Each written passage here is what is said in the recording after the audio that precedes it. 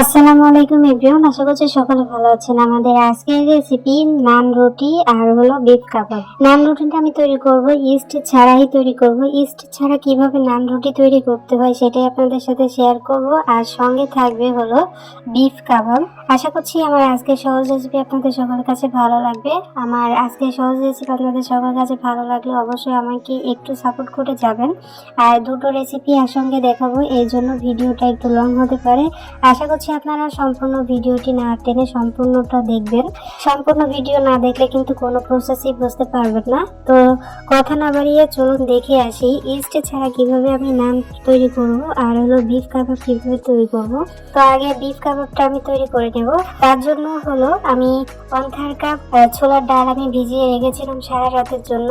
আর দেখতে পাচ্ছেন ডালটা কিন্তু একদম ভিজে ডাবল হয়ে গেছে।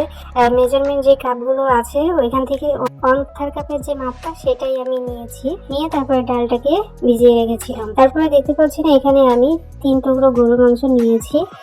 মাংসগুলো আমি আস্তেই দিতে চেয়েছিলাম, পরে ভাবলাম যে একটু কেটে দিই, তাই আমি একটু ছোট ছোট টুকরো করে দিয়েছি। তারপরে এখানে দিয়ে দিলাম 4-5 টুকরো আদা। তারপরে দিয়ে দিব একটা বড় সাইজের একটা পেঁয়াজ কুচি করে রেখেছিলাম, সেটা এখানে দিয়ে দিলাম। তারপরে 5 থেকে 7টা রসুনের কোয়া, 2-3 টুকরো দারুচিনি, তারপরে এলাচ 4-5টা, 3টা দিলেও হবে, 1 টুকরো জয়ফল, 1 টুকরো জয়ত্রী।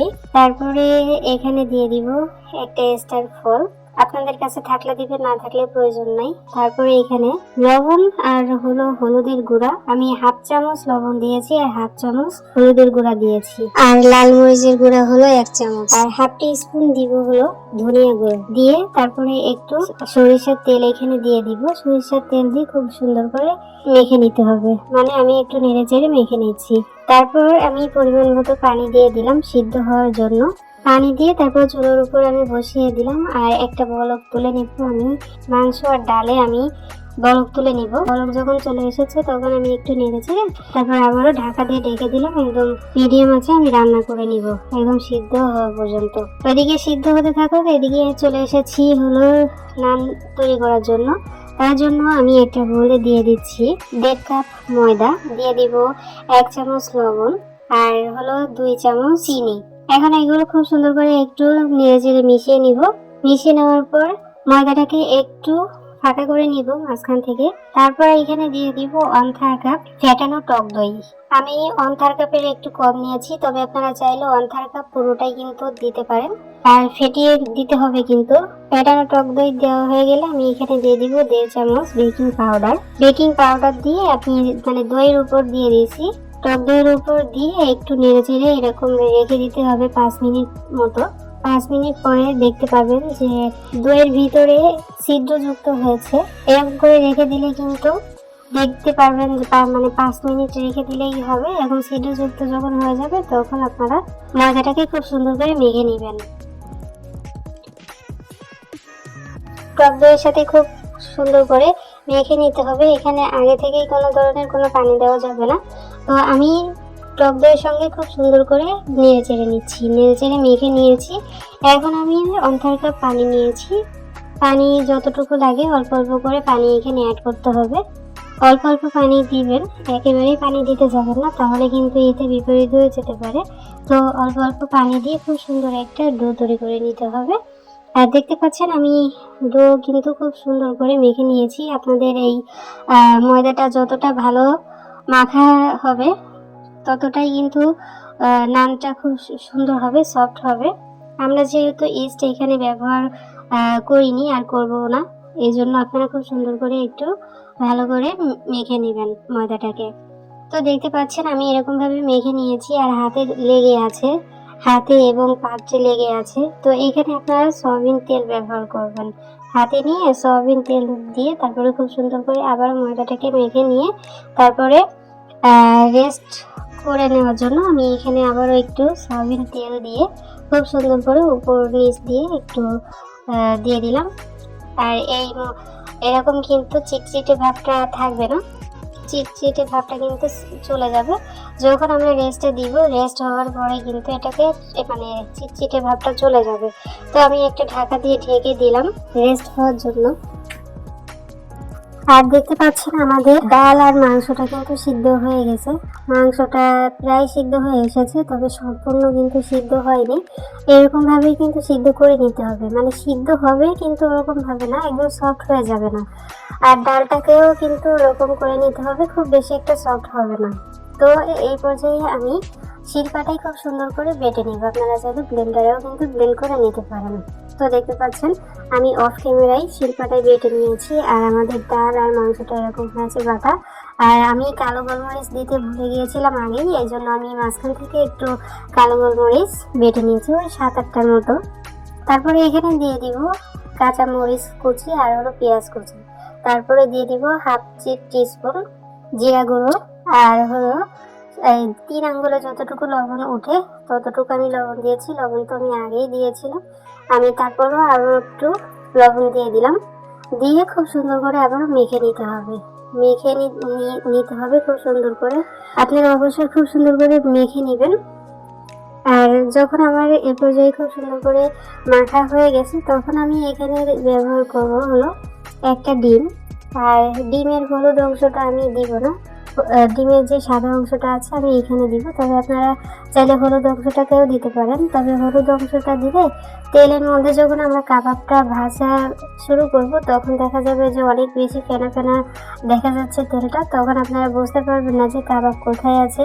আর উল্টাতে গেলে কিন্তু ভেঙে চুরে যেতে পারে, মানে তেলটা এতটাই বুদবুদ হবে, এতটাই ফেনা হবে যে আপনারা বুঝতেই পারবেন না যে কাবাবটা ঠিক কোথায় আছে, কোথায় মানে কোনটা রেখে কোনটাই করব, আপনারা এলোমেলো করে ফেলবেন। এই জন্য অবশ্যই ডিমের কুসুমটাকে বাদ দিয়ে তারপরে ডিমের সাদা অংশটাকে দিয়ে দিবেন। যাই হোক, আশা করি বোঝাইতে পেরেছি। তারপর আমি খুব সুন্দর করে মেখে নিয়েছি, দেখতে পাচ্ছেন আমি ডিমের সাদা অংশ দিয়ে আবার খুব সুন্দর করে মেখে নিয়েছি। এখন আমি কাবাবের শেপ দিয়ে দিব। একই সাইজের কাবাব তৈরি করে নেবেন, একই সাইজের। আমি ভেবেছিলাম আমি যতটুকু মাংস এবং ডাল নিয়েছি তাতে মনে হয় মাত্র 4 থেকে 5টার মতো হবে, কিন্তু আমি বুঝতেই পারিনি যে আমার কাবাবগুলো এতটা হবে। আমার কাবাব হয়েছিল হলো 9টা। তো আপনারা যদি চান তাহলে এখানে 10টাও কিন্তু কাবাব তৈরি করে নিতে পারেন, তবে কাবাবের সাইজ কিন্তু একটু মোটাই রাখতে হয়। আশা করি দেখেই বুঝতে পারছেন কতটা মোটা রাখতে হবে। তবে আপনারা চাইলে আর একটু যদি ছোট ছোট করেন তাহলে 10-11টার মতো কিন্তু কাবাব তৈরি হয়ে যাবে। তো 3 টুকরো মাংস দিয়ে যে এতগুলো কাবাব হবে সেটা আসলে আমার ধারণার বাইরেই ছিল।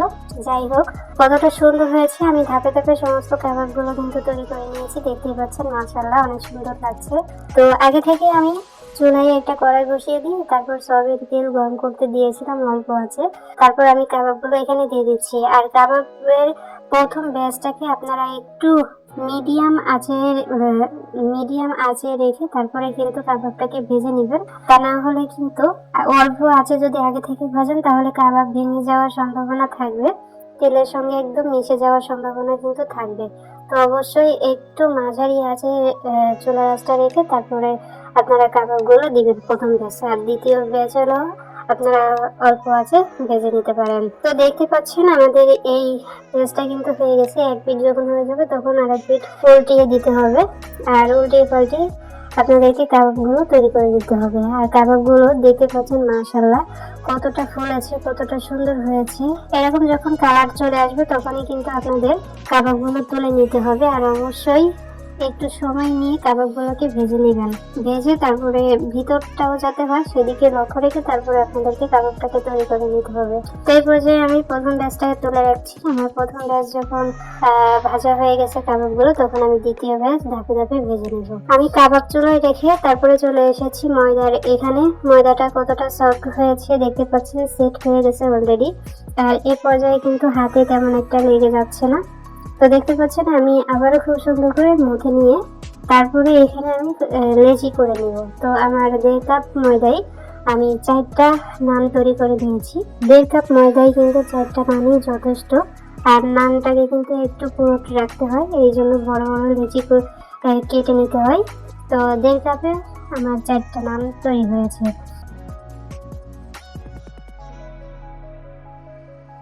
তো দেখতে পাচ্ছেন আমি 4টা লেচি করে তারপরে একটা লেচি নিয়ে বাকি লেচিগুলো তুলে রেখে তারপরে একটা লেচি দিয়ে আমি রুটি তৈরি করে নিচ্ছি। আর রুটি তো আমরা সবাই তৈরি করতে পারি, রুটি দেখানোর মতো কোনো কিছু নাই, তারপরেও আমি আপনাদেরকে বেলে দেখিয়ে দিচ্ছি। আর রুটিটা খুব বেশি যদি গোল না হয় তাতেও কোনো সমস্যা নেই, আপনারা চাইলে একটু লম্বাটে করেও বেলে নিতে পারেন অথবা গোল করে শেপ দিয়েও কিন্তু নিতে পারেন। আর আমাদের নানটা কিন্তু তৈরি হয়ে গেছে, আর কতটা পর থাকে সেটাও কিন্তু আমি আপনাদেরকে দেখিয়ে দিচ্ছি, দেখতে পাচ্ছেন।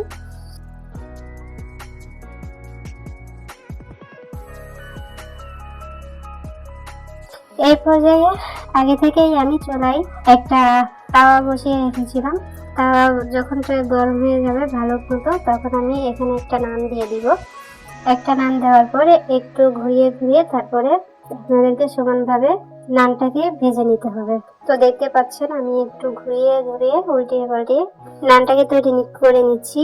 এক পাশ যখন একটু ভাজা হয়ে যাবে তখন আরেক পিঠ উল্টিয়ে দিতে হবে, উল্টিয়ে দিয়ে তারপরে নানটাকে তৈরি করে নিতে হবে। আর আপনারা আগে থেকেই কিন্তু তেল দিতে যাবেন না, এক পিঠ যখন হয়ে যাবে তখন আরেক পিঠ যখন উল্টিয়ে দেবেন তখন আপনারা উপর দিয়ে তেল দিবেন। আপনারা যদি তেল দিতে না চান তাহলে বাটার দিবেন, তাহলে সেটা হয়ে যাবে বাটার নান। আমি যেহেতু বাটার দিচ্ছি না, এই জন্য আমি এখানে সয়াবিন তেলটা ব্যবহার করেছি। তো দেখতে পাচ্ছেন আমি উল্টিয়ে পাল্টিয়ে খুব সুন্দর করে নানটাকে তৈরি করে নিচ্ছি। আর কতটা ফুলেছে আপনারা কিন্তু ইতিমধ্যে দেখে বুঝতে পারছেন যে আমাদের নানটা কতটা ফুলেছে। আপনারা কে কোথা থেকে আমার ভিডিওটি দেখছেন অবশ্যই কমেন্টস করে যাবেন।